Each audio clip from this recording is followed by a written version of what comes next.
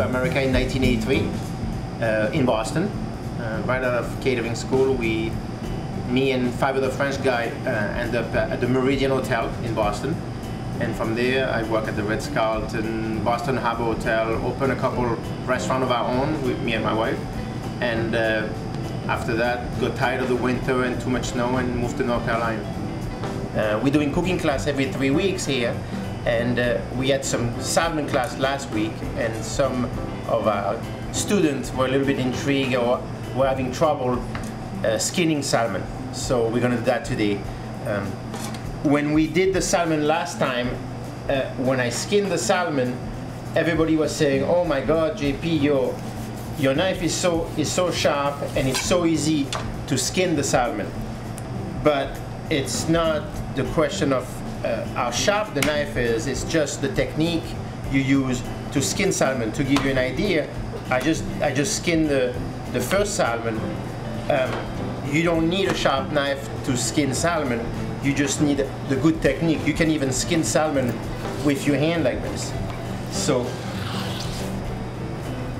and it's just as good. You can see, I mean, actually the salmon skin without the knife is even better than the salmon with the knife. I mean, you saw how easy it was, and there's nothing left on the skin, pretty much. You know, it's all cleaned up. And actually, this is the one I cut. This is the one I did with a knife, and this is the one I did with my hand. There is even less flesh left on the skin. I just took a little piece, this is like a 10-ounce piece of salmon with the skin still attached. So we're gonna do the same thing. You're gonna hold the skin part and put the knife. You know, you want to start the cutting with a knife in between. So as soon as you are under the fish, you need a little bit more skin to be able to grab it. So now you can see I separate the skin from the flesh.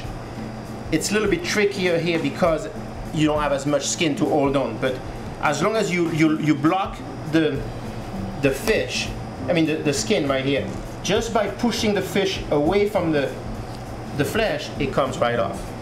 Today we're gonna make our very famous marinara sauce. A lot of time when you make marinara sauce at home, a lot of people cook marinara sauce for, you know, half an hour at a time, like a gravy, like they think it's done in Italy. It's not done like that over there. They're very quick sauces. People are surprised when I cook my sauce, you know, 5 minutes and tell them it's done. They don't understand. So I'm going to show you how my grandmother in Italy used to make a marinara sauce, and a lot of people there are making it like that.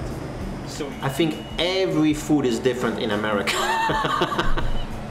It's not just Italian food. I mean, Chinese food is different in America because we have to change the recipe to adapt to the American palate. So the recipe in Italy are very different. If you're lucky enough to travel there, you see different pizza, different pasta, different lasagna. Okay, turn the fire on. You're gonna put a little bit of extra virgin olive oil, and you're gonna put a little bit of garlic, not too much. You're gonna put more garlic after, at the end of the recipe. So pretty much what you need to do for that recipe, it's 2/3 diced tomato, 1/3 crushed tomato. So whatever amount you're using, it's 2/3 to 1/3. So you're gonna sizzle a little bit the garlic.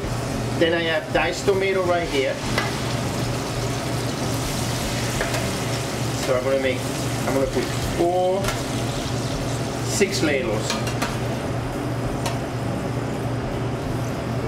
And I'm gonna add to this 2 ladles of crushed tomato.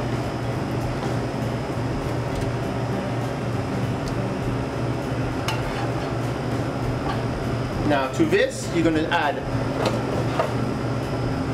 a little bit of salt, and you're gonna bring this to a simmer. In another pan, at the same time you're doing this, you're gonna add extra virgin olive oil again, and probably 3 times the amount of garlic you put at the beginning. So I'm gonna put 3 spoonfuls of garlic. It seems like a lot of garlic, but it's not. So you're gonna sizzle the garlic a little bit.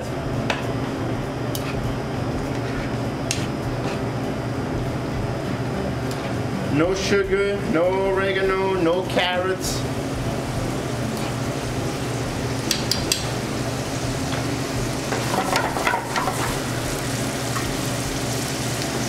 The tomato are just starting to simmer. Another 2-3 minutes, the sauce is going to be done. People don't understand that.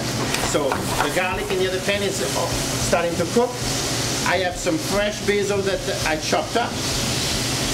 I put the garlic, the basil into the garlic,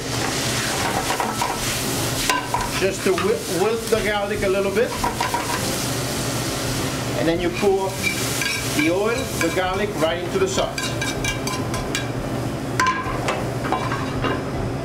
Now you don't want the basil to cook very long into that. You just stir the basil. You want the basil to stay nice and green.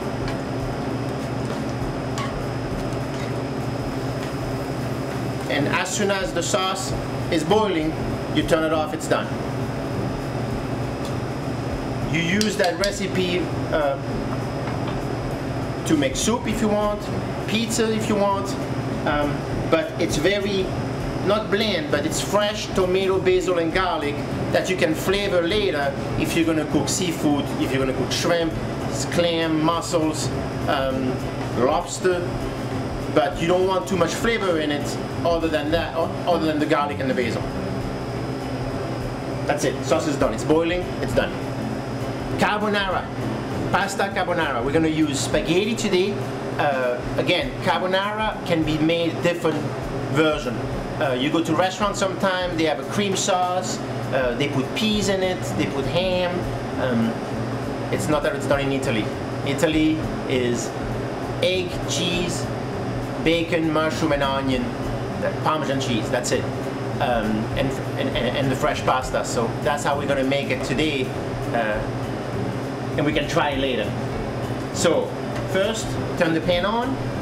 You're going to put a little bit of oil, and we're going to saute pancetta, onion, and mushroom. So you put about 1/4 of an onion in the oil, the equivalent of maybe 3 strips of bacon, but it's pancetta, it's not bacon. And we have some sauté white mushroom.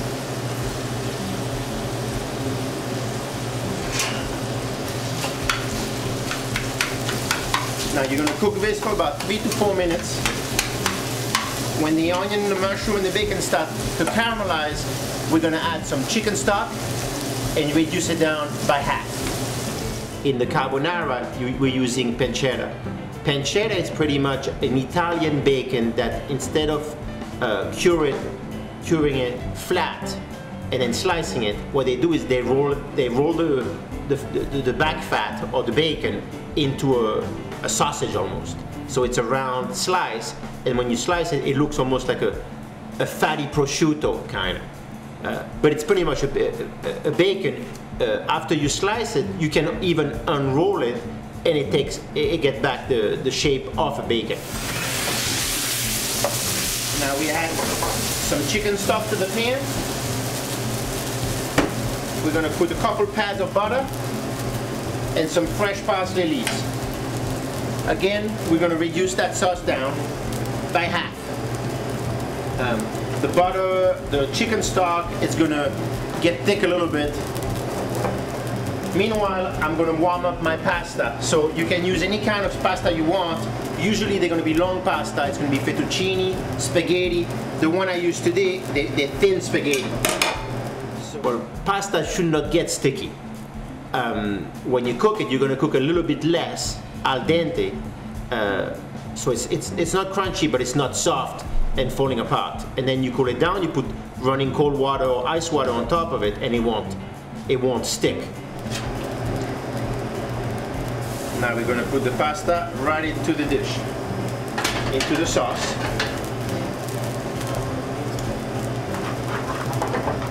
Now you stir it all. We're going to put grated Parmesan cheese, quite a bit. Okay, as soon as you stir the Parmesan cheese into the pasta, you're going to turn the fire off. A little bit more cheese. And now we're going to add an egg. We're going to crack an egg right into the liquid. That's why I turned the fire off. If I kept the burner on, the eggs is going to curdle and look like scrambled eggs into the pasta. So now I'm going to turn it back on a little bit. Add a little bit more cheese to thicken up the sauce, and pretty much it's done. Now I turn it off again, and we're going to serve it into a bowl. Pour the pasta first, and then you put all the garnish right on top of it. A little bit more cheese if you want. A little bit chopped parsley. That's it.